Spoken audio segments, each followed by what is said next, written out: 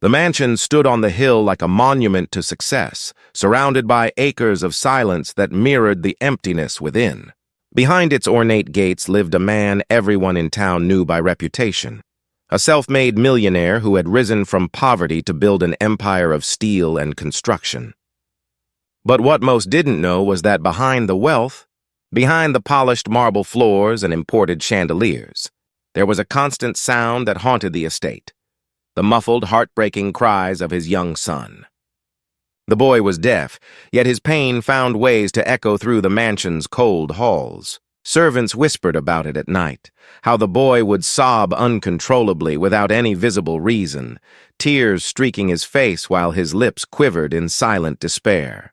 They tried to comfort him with toys, warmth, and attention, but nothing worked. His father, distant and emotionally numb, believed it was just a phase, or perhaps a reaction to his condition. But as days turned into weeks and weeks into months, the crying grew more desperate, the boy's sadness more unbearable to witness. The millionaire's name was Henry Whitmore, a man admired for his discipline and intellect. But he carried the emotional rigidity of someone who had traded affection for ambition.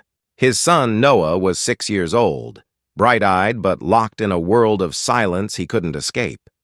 Since birth, he had been deaf, and though doctors suggested early intervention and learning sign language, Henry had refused.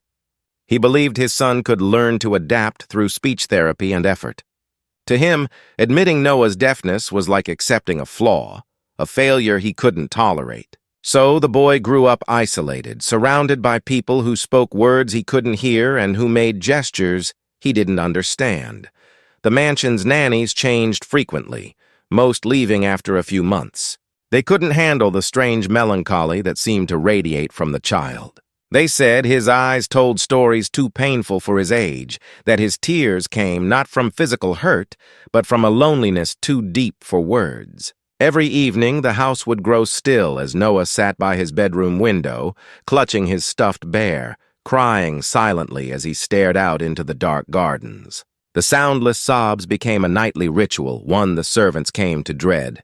They didn't understand what he wanted or what tormented him so deeply. Some whispered that he could see things others couldn't. Others believed he was haunted by memories. But the truth was simpler and infinitely sadder. The boy was just aching to be understood. Henry, meanwhile, grew more impatient. He had no time for emotions, no space for weakness. He thought discipline would fix everything. He ordered therapists, specialists, and even child psychologists to visit the mansion, each promising breakthroughs that never came. One after another, they failed to reach Noah. The boy would just sit there, staring at them with tears brimming in his eyes, trying to mouth words he couldn't hear himself speak. It broke the hearts of the few who cared enough to notice, but Henry's pride remained unshaken. He told himself he was doing his best, though deep down, he knew he was running from something he didn't want to face. The guilt of not trying to know his own son. One night, the storm outside raged with thunder that Noah couldn't hear but could feel. The vibrations rattled the windows, the flickering lightning casting flashes across his tear-streaked face.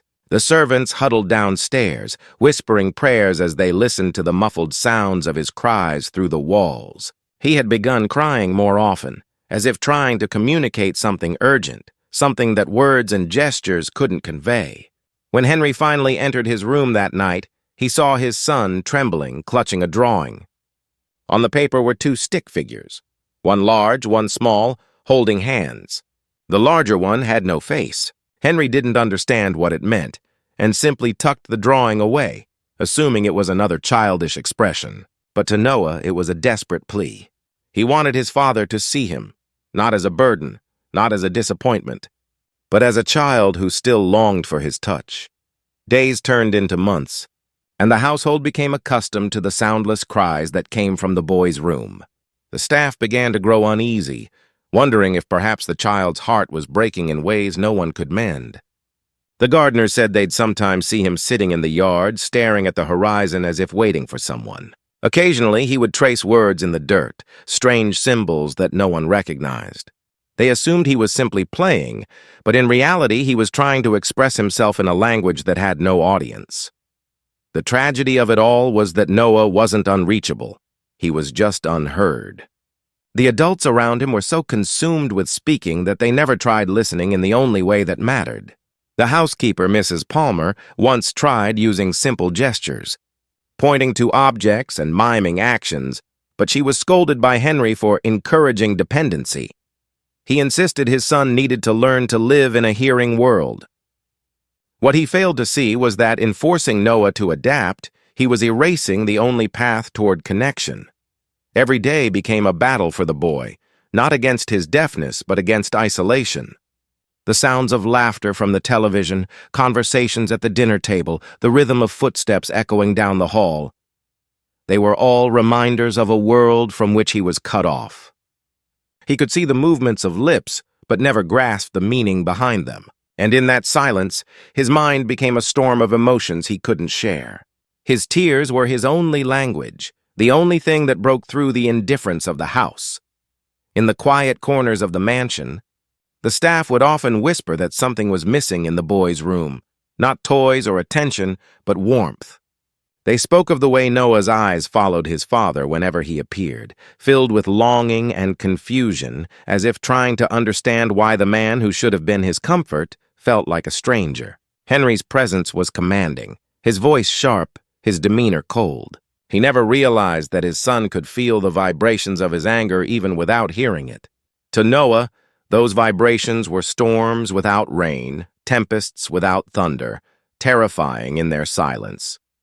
As the days dragged on, the boy's crying became less frequent, but more haunting. The tears still came, but quieter now, like a candle slowly dying out. It wasn't peace. It was surrender. The staff noticed the change, but no one dared speak to Henry about it. He wouldn't listen. In his mind, progress was measured in silence, and silence meant the boy was improving. But in truth, Noah was fading. His cries had been the only bridge between him and the world, and as that bridge crumbled, he was slipping deeper into emotional darkness, and so the mansion continued to echo with unspoken pain. A vast, beautiful prison where a father's pride and a child's longing coexisted without ever touching. Nobody knew why the millionaire's deaf son kept crying, only that the soundless tears carried a weight none of them could bear for long. The day the little girl arrived at the mansion was ordinary for everyone except the boy who had forgotten what comfort felt like. She was small, perhaps 7 years old, with curious eyes that seemed to notice everything. Her name was Lily, the daughter of one of the new housekeepers who had just been hired after another nanny resigned. Lily wasn't supposed to be there. Her mother couldn't afford childcare, so she brought her along, hoping no one would mind. The millionaire didn't even notice her existence at first. To him, she was just another face in the background, someone who would vanish as quietly as she came. But for Noah, the deaf boy who had spent years trapped in a soundless prison, that little girl's presence was about to change everything in ways no one could have imagined. From the moment Lily entered the mansion, she felt something unusual. The house was magnificent, but it didn't feel alive. The air was thick, the walls heavy with silence. She followed her mother through the halls, watching the maids move as though afraid to make a sound.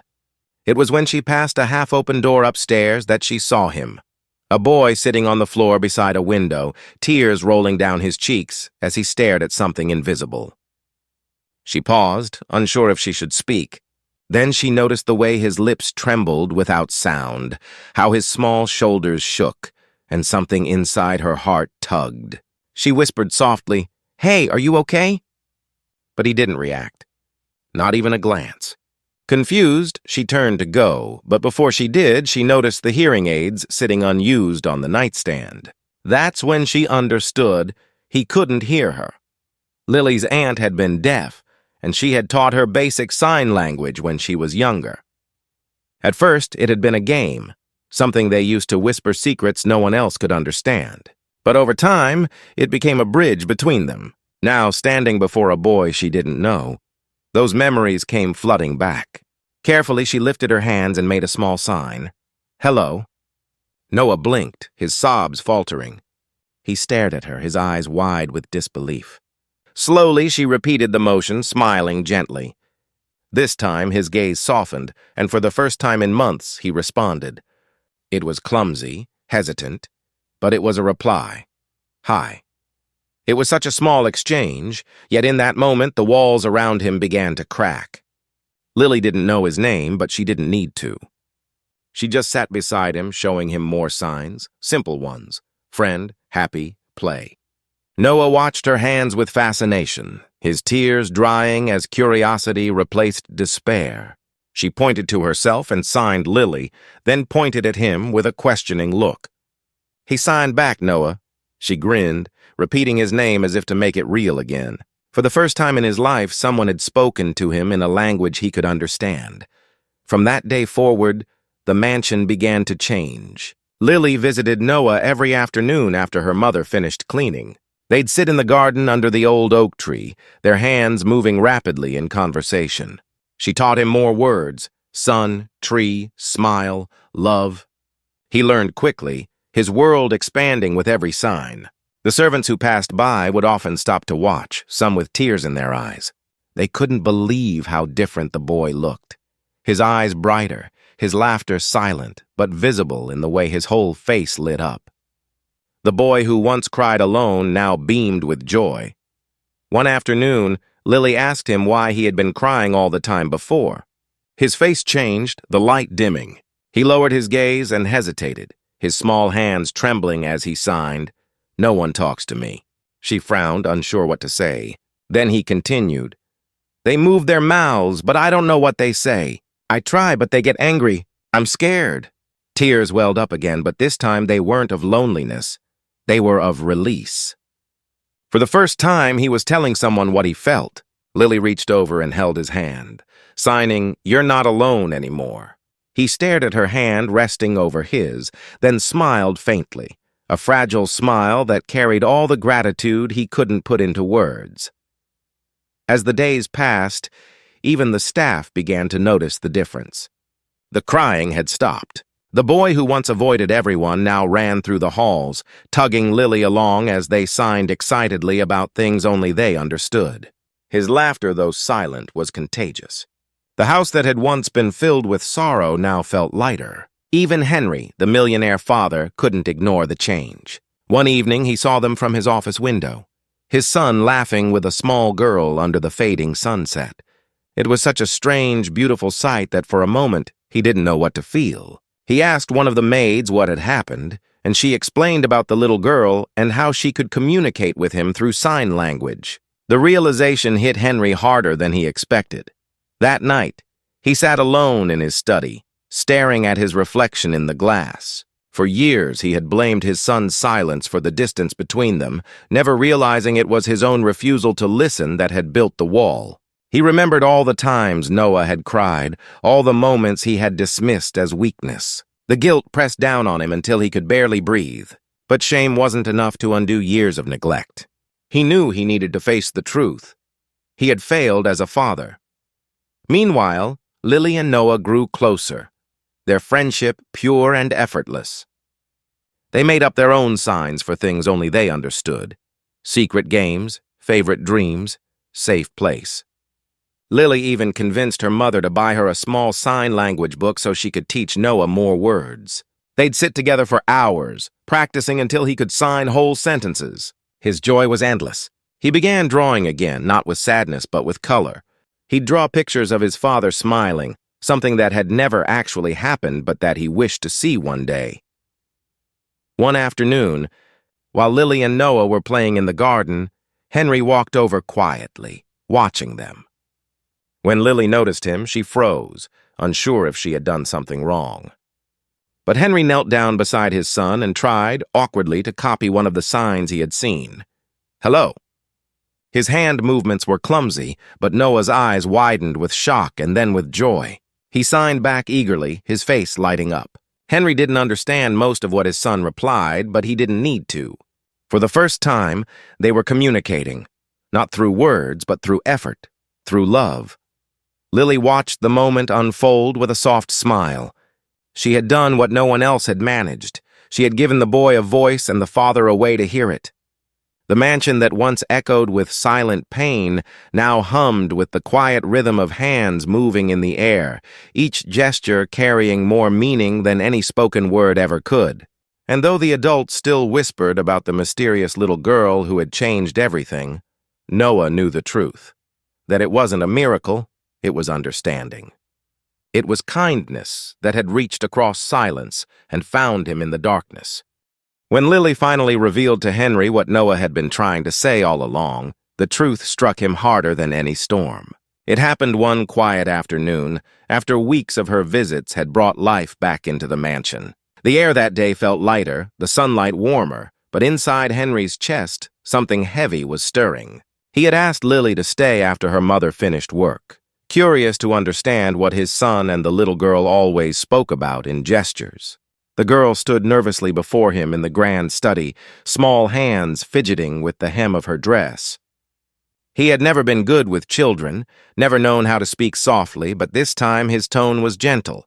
He wanted to know what his son said when they signed, what made him smile and what made him cry. Lily hesitated, glancing at Noah, who was sitting nearby, watching both of them with wide, uncertain eyes. Then she began to sign slowly, translating as she went along, her voice trembling as she spoke the words that broke the silence Henry had built around himself for years. "He cries," she said softly, her hands moving delicately in the air, "because he thinks you don't love him." The words hung in the room like a knife, twisting in his chest. Henry's face went pale, his throat tightening as if all the air had been stolen. He wanted to speak, to deny it, but he couldn't. Lily continued, her signs growing more expressive. "He tries to talk to you. He watches your lips and tries to understand, but you get angry. He thinks it's because you don't want him." Noah watched her, his eyes glassy but calm, as though finally his truth was being heard. Henry sank into his chair, his hands trembling. The weight of years crashed over him. The therapy sessions, the frustration, the avoidance, all the times he had walked away instead of trying to understand. Lily continued signing, tears forming as she spoke Noah's words. "He said he wanted to tell you something before his mother died, but you never listened." Henry's eyes widened. That was a name he hadn't heard spoken in years. His late wife, Clara. Her memory still lived in every corner of the mansion, a ghost he couldn't face. She had been the one who had begged him to learn sign language, to let Noah grow up understood. But he had refused, too proud, too afraid of appearing weak. When she died suddenly, Noah was only 3, and the boy had tried to tell him something that day, something Henry had never cared to know. Now sitting across from his son, the realization tore at him like fire. He asked Lily what it was, his voice barely audible. She turned to Noah and signed gently. The boy looked down, his small hands hesitating, then slowly began to move. Lily translated in a whisper, her eyes glistening. "He said she wanted you to promise to take care of him the way she did. She said that don't let him feel alone. He tried to tell you, but you walked away." Henry's vision blurred as the memory hit him. That day in the hospital, his wife's frail hand holding his, her lips moving in soft, desperate pleas he barely acknowledged. He had been too consumed by grief and denial to realize she had been using sign language even then, trying to tell him something through her tears. His son had seen it all, and when he tried to repeat her final message, Henry had silenced him out of impatience. That moment had broken something inside the child. And in some cruel way, inside him too. The silence in the room grew unbearable. Henry rose slowly, walking toward Noah. The boy stiffened, uncertain of what to expect. Then, Henry knelt down, for the first time lowering himself to his son's level. He didn't know all the signs, but he remembered a few Lily had taught him. His hands shook as he tried to form them. "Sorry." It came out awkwardly, but Noah understood. His lips parted, and his eyes filled with tears.